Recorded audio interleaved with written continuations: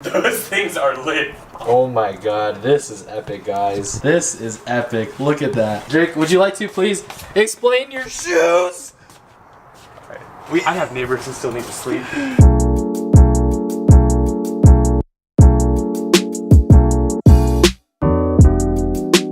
So I have no clue if you guys can even see me right now, but we're in front of the one and only Maki's house, and we're gonna pick up a camera that Drake pretty much already has, which is dumb because he has an XT2 and he's picking up an XT20, which makes no sense. This is part one. This is the first day because we are not there yet, and I'm gonna sleep over his house so I can wake up because I'm not very good at waking up. So yeah, can you explain what we're doing? I just want a camera. I came here for the camera. I mean in general.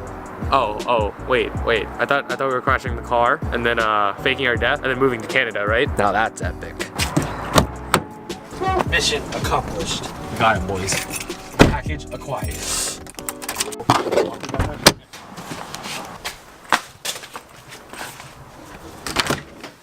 So you might be really confused what's going on, but trust me, we're gonna plan something really good. And what we're pretty much doing is we're gonna tell you the #1 secret to landscape photography. And I feel like this is something that a lot of people don't consider, and it's something that's extremely important when you want to capture that amazing landscape photo. It's 11:16 right now, and we need to wake up at 4 in the morning to really capture this shot. So it's currently 3:41. Got a solid 3 hours, 30 minutes of sleep, and I think it's like 49 degrees outside. But if you want great photos, that's what you gotta do. Gotta be committed to the process. We're gonna go out there. We're gonna drive out there to, where are we going? I think Runyon Canyon Trail Park.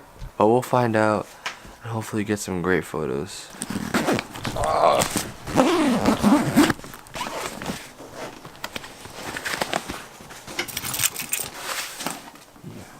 feels light.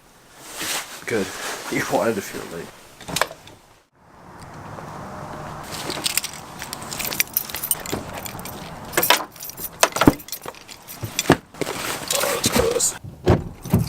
So, Runyon Canyon Trail, I think, is in Hollywood, or either Pasadena, Hollywood area, and it's not close to here, but it's not too bad. And apparently, it has a good sunrise, so hopefully we catch it, and hopefully it's not too cloudy because I know yesterday it was pretty overcast, and it might have been hard to get a good photo then. So hopefully it's good now. And I'm pretty confident it is, and these are the kind of things you gotta do to get great photos, you know? And Hey, wait, did I bring my phone? I forgot my phone. Right now it's almost 4. It's almost 4, so we want to get there around 5. Yeah. Sunrise is about 6:30. Hopefully we can catch it then. So let's go and do our best to try to get some great photos. So it should take about until 5. We'll get there around 5, which is not bad. That's the perfect time that we wanted. We're here at McDonald's because we're hungry. We want to get something. So it's perfect timing for us. And Drake went to the restroom, do not hear. All this for a great photo. And we're gonna be heading on the freeway after this. And it's gonna be great. The sunrise is at 6:30, so hopefully we have to get all this done before then. I think we will. We're doing good. We're good on energy. We're great, actually. So yeah, we're doing pretty good right now.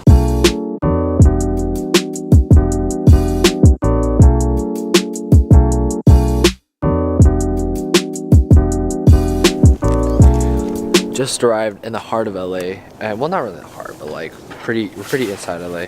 We're gonna start heading up there. Got my bag here.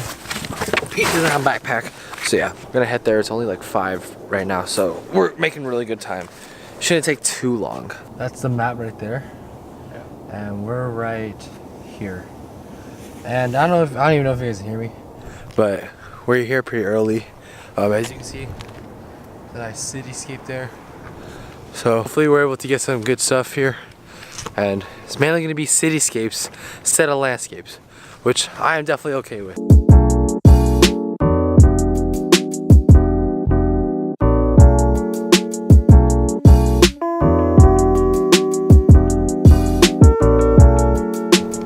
So we made it to the top.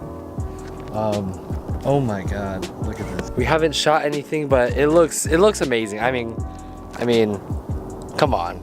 Woke up at 3:30 in the morning just for this. Totally worth it. It's an experience I'll never forget. Totally worth it, guys. All right, time to shoot some photos now.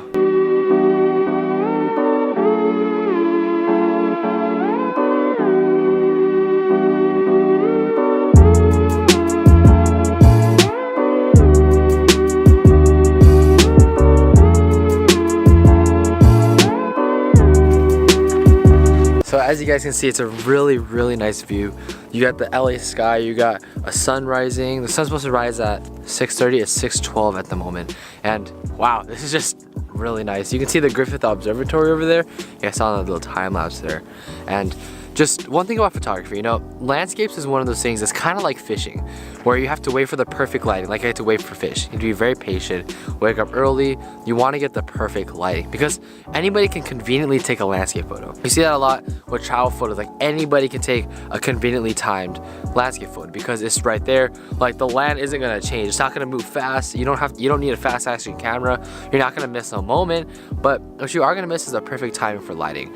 And in landscape photography, you normally want light that is very soft because you don't want too high contrast, and you want, let's just say, a sunrise, a sunset are the perfect time to shoot. And because you get that soft, nice orange glow and the beautiful sky, you know, and the clouds add to it too, and you really want that perfect lighting because in landscape photography, composition and lighting is everything. And to get the perfect lighting is to wait for your time. And no one ever like really mentions that because when people talk about landscape photography, they're so obsessed with what kind of lens do you have, or do you have the right equipment, but not everyone necessarily knows the art of it, and not necessarily everybody knows, I guess, how to properly go out and shoot, because we like to conveniently shoot rather than planning out and having a process when we're going out shooting. We have to have a purpose when we're doing all this. And Drake, what do you think about this whole experience? We got up at what, 3:30 in the morning? Yeah, we were up at like 3:30 in the morning. Grabbed some breakfast. McDonald's? Luckily, there's not much traffic. Yeah, it's pretty good. It was a little hard to find some parking. You just park a little bit down the hill. You got to be willing to like get up here, walk. You got to be willing to go out and go get it. Yeah. For these photos, you can't just expect it to land in your lap. Exactly. You got to work for them. Yeah, and as you can see, it turned out pretty well. And I mean, for what we had, I think it worked out pretty well. Yeah, that's like the #1 best kept secret because no one really talks about that landscape photography. I don't know why. I think waking up early, you gotta be patient, you gotta wait for your time, you gotta plan out, I guess, where you wanna go. Hikes are usually the best because you get really nice views, but plan out where you're gonna go, find the right lighting time of day, so sunrise, sunset, and then just do it. You gotta get up early, you gotta go fishing you gotta go fishing for the right light. So, best kept secrets, baby.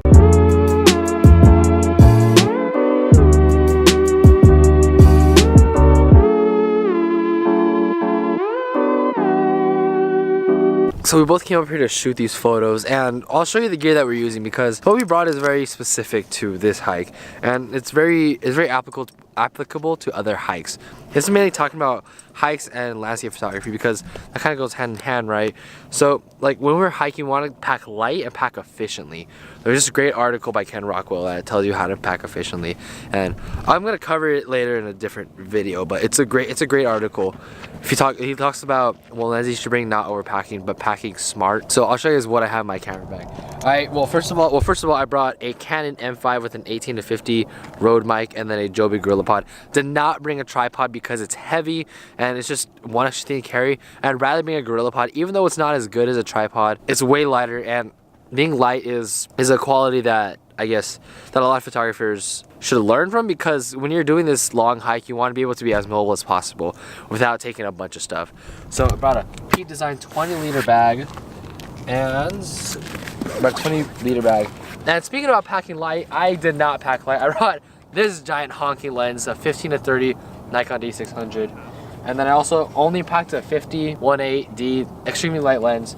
So I'm only really packing 2 lenses. I was gonna bring a 70-300 as well, but it's a little bit too long, and I figured I could just use the M5 and the 18-150. It does the same thing pretty much. Carries the same focal length. Since we came out early in the night, brought a flashlight because I'm trying to see stuff. Brought a cleaner for the sensor because I've historically had a problem with having dust in the sensor. Not sure why. Brought this blower. And that's pretty much it. I packed pretty light. I brought water bottles and a sweater, and that's pretty much it. So Drake is gonna show you what he got. So what'd you bring, my dude? So obviously everything stays in this Peak Design Everyday backpack. Love this. I have a Manfrotto tripod. I normally shoot because big tripods are overrated. Yeah, because this also helps with holding the camera. You just press down here and you can move it around. Holding the camera for vlogging, really nice. I shoot with the Fujifilm X-T2. Right now I currently have a 50 f2 on it. I also brought an X-T20 with an 18 to 55. And then on the other side of the bag, we have a 23 f2. The 23 f2 I'll use for wider angles, obviously. Say 35mm equivalent. Fujifilms are obviously mirrorless. They're light, packable, keeps my bag light, makes it easy to walk around. Anything else I keep in here? A power bank. Use my phone a lot. It's really helpful. Edit on my phone. That's about it. And this dude wanted to bring the Sony A7 and 24-70. I'm like, why? You don't need it. But I have 3 more water bottles in here. I don't know what you're talking about. nice. That's epic. So we're gonna conclude the video right here, guys. Thank you so much for watching. I hope you learned a thing or two about landscape photography. Remember, it's all about lighting and composition. Find the right lighting, find the right landscape, and you're good to go. So you have any thoughts, Drake?